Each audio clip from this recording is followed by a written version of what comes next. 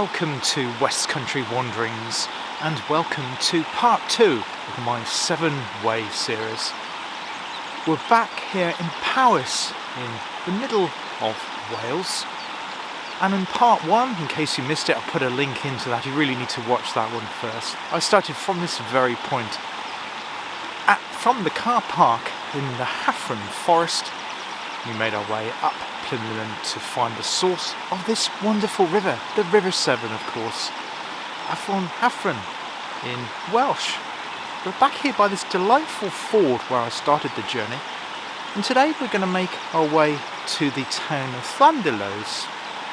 But before we do that, we're going to continue along here first, and our first point of call will be a place which has a rather grim name called Severn Break, where the Severn goes down a vertical waterfall. So why not join me here on West Country Wanderings, back on the Severn Way.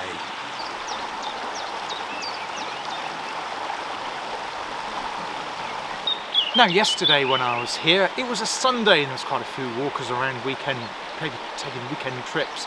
Today, Monday, stayed overnight in Welshpool and overnight there again. Tonight, it's about 30 miles from here, but accommodation here is quite limited, so if you are coming to the Severn Way, I recommend that you book early. But I've dried out over yesterday. I got absolutely drenched. If you've seen part 1, you saw what happened when I was at the source of the River Severn, just at the top there, about 5 miles from where I currently stand.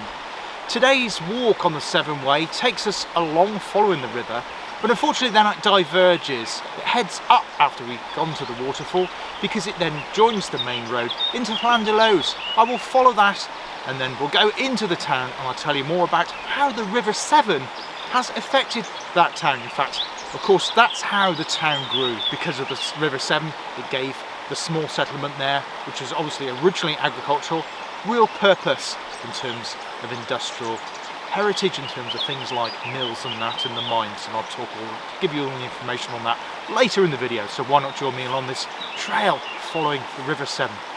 I can't believe how much wider this river is compared to that trickle we saw on the top of Plymouth, but I can certainly understand how there's so much water here after the absolute soaking and indeed the hail and snow that I experienced here yesterday.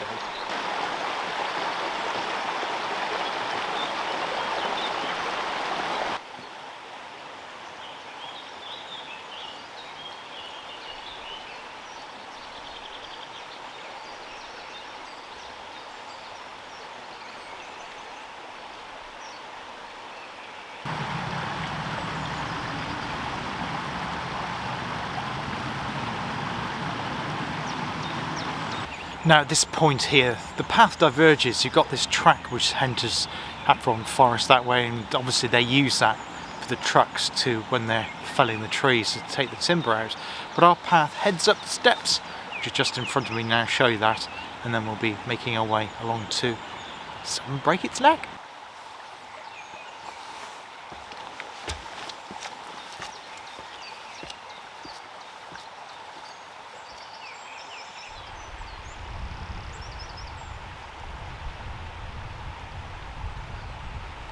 So you can see why you need those steps, because the Severn enters this deep gorge here, too narrow to have a footpath alongside it. And it's also joined at this point on the corner by another stream coming down the mountain of Plymouth, and it then kind of turns around a bend around this lump of rock that I'm currently standing on, down into the valley along to the waterfall that we're about to follow.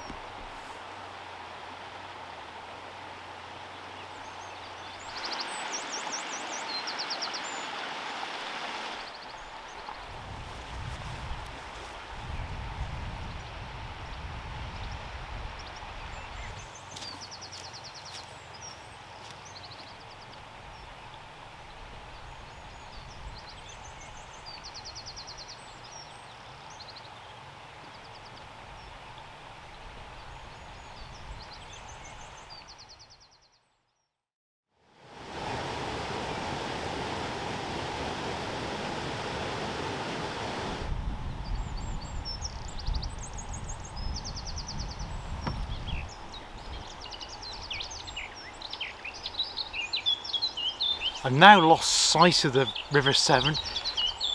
It is deep in that gorge just right down there, and hopefully it'll make an appearance, I'm sure it will, when we come along to the waterfall at Severn Break Neck. But yeah, interesting here because you can see obviously the forest there, which obviously is not a natural forest. It was to say it was planted in the 1920s, and you can see on this side here that it's been cleared, well, recently within the past few months or so, and obviously they would have had logging lorries to take away the timber because it is an industrial site, I guess, as well as being a site for nature as well.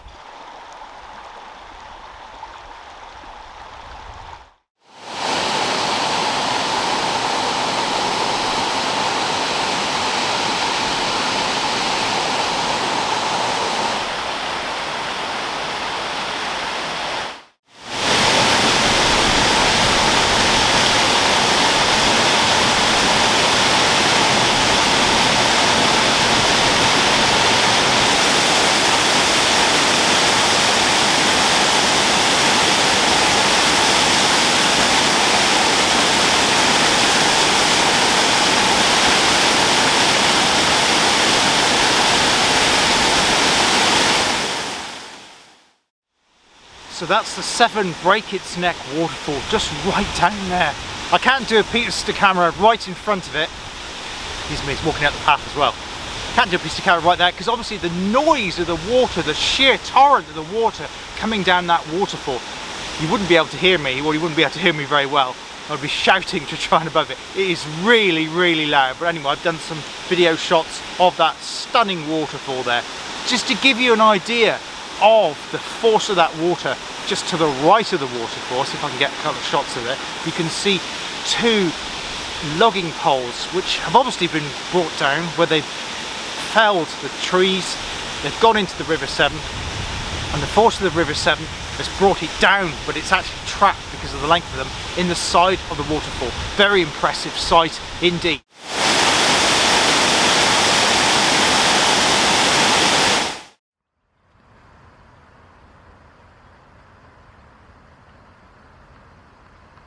So we've now joined the road. This is the road that takes us along to Llanidloes, beautiful Welsh town. In fact, it's the first town on the River Severn coming down from the source on Plymlimon.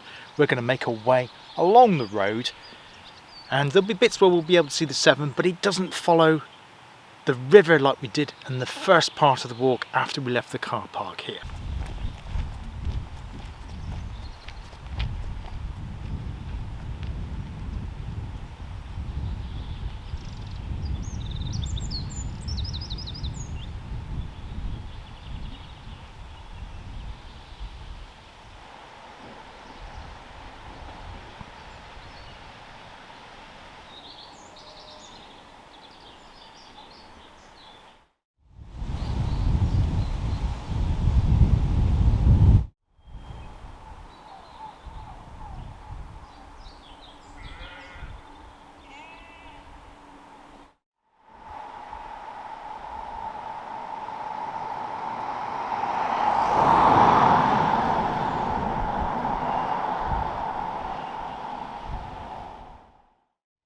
I must admit I'm not a lover of roadside walking. I did come across it a few times when I was doing the Cotswold Way. But you do have this beautiful valley here as well. Obviously, frustratingly, the River Severn is in the valley and I can't get closer to it because I'm higher up on this ridge on the road. But it's still a wonderful walk.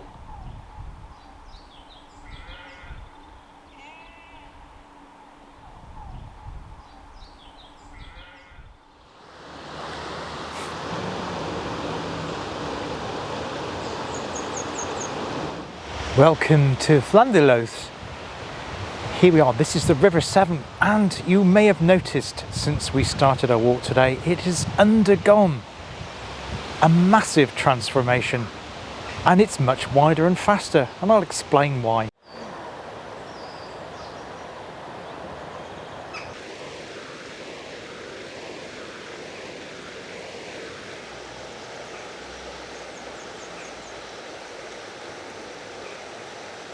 I had to do a little bit of a cheat today. First of all, I'm feeling quite tired.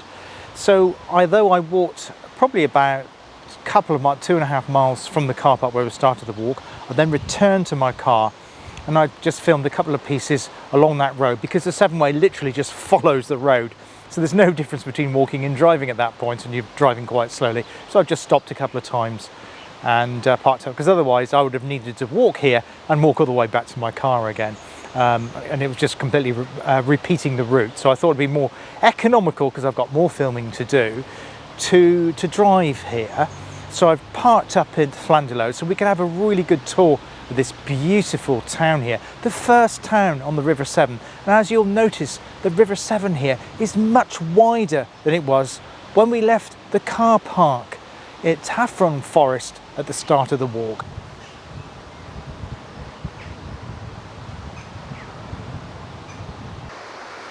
Now behind me is the point where the Hafren joins up with the River Severn, Hafren, and above this river, the Clweg that is, there is a reservoir, and that reservoir and the dam, the sluice gates, controls the amount of flow coming down from the mountains into the River Severn. So it's kind of acts as a barrier and protection for the settlements lower down the Severn, as we'll see later on in the course of doing the Severn Way. But of course, many years ago, this just barreled through here. And it was, of course, because of the river, because the river brings sediment that makes the land fertile, that the town became prosperous, as I'll explain.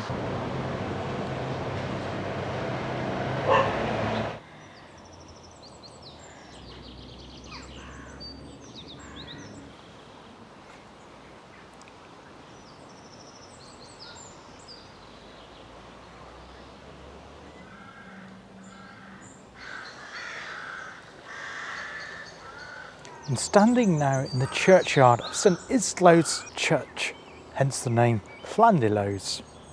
The River Severn is just below the churchyard here, just below those gravestones. Just come away from the park because it is getting a little bit busier there. And while I'm here, I'll just tell you a little bit about the history of this important and ancient town. Now Llanidloes forms part of the ancient medieval settlement of Arwistli. I'll put the spelling into that below. And on the hillside around here you can discover Bronze Age settlements, ancient tumuli and cairns. The Romans also visited here, and they started the mining, which continued and expanded in the 17th and 18th century. And of course it was because of our friend the river Hafren that the town grew, because of what nature provided for human habitation.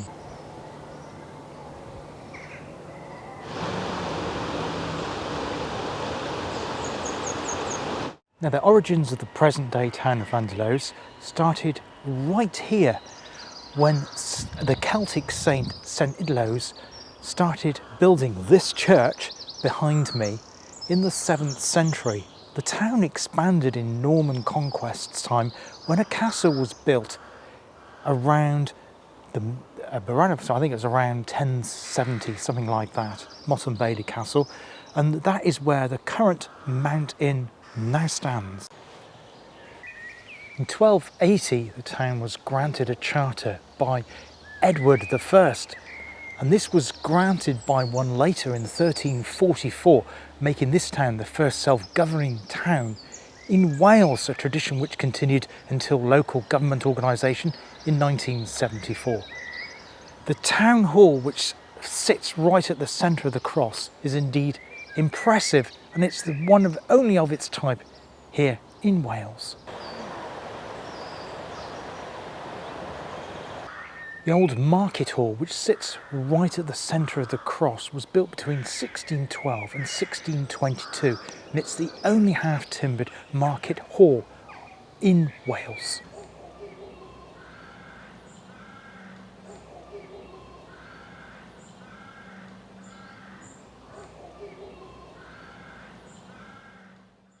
The town became famous in the 16th century due to the quality of its wall, and later on in the 18th century that was added to with flannel, and there is a flannel mill, I think it's called the Bridgend Mill, near where the Severn Way enters the town, across Short Bridge over the River Severn. Okay, I'm going to take a break now. I'm going to grab a coffee. I'm going to change my lens over. I'm going to do a bit of street photography around the town here because the town is an important part of the story of the river. I'll set aside that to some music. Hope you enjoy it, and I'll see you right back here in a bit.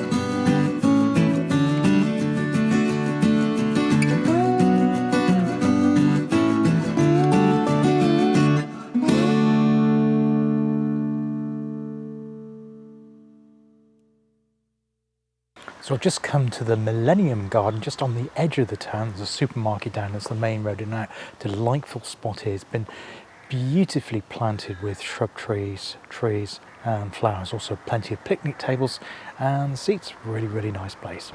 Now, during the mid-19th century, the town exploded its population, mainly because of the success of the lead mines, the Van mine and Llanidloes mine. Put the details of that in below.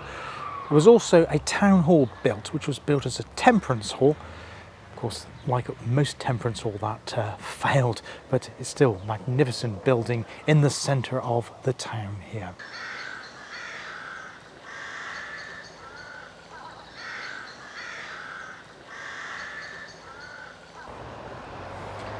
Well, I hope you enjoyed that little tour here in Llanidloes, and that completes our journey here on the Severn Way for part 2. Now, thinking about next time, what I'm planning to do next time, I'm thinking about catching the train to Newtown, and then I'm going to probably get some accommodation in Newtown and then get the train to Carsws and the bus back here to Llanidloes, and then walk from Llanidloes along the Severn Way to Carsws, and then catch a train to Carsws, back to Newtown, then Newtown back to Carsws, and then walk from Carsws back to Newtown, because that's on the Severn Way as well, and then the other way from Newtown in the direction of Welshpool to continue the journey here along the magnificent Severn Way. So I hope you can join me for that.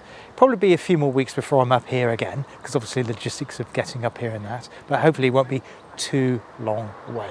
I hope you enjoyed it. Until next time, there'll be other content on my channel, be other stuff coming up very, very soon. But until then, take care of yourselves, look after yourselves, and I hope to see you on West Country Wanderings again very, very soon. All the best for now. Cheers. Goodbye.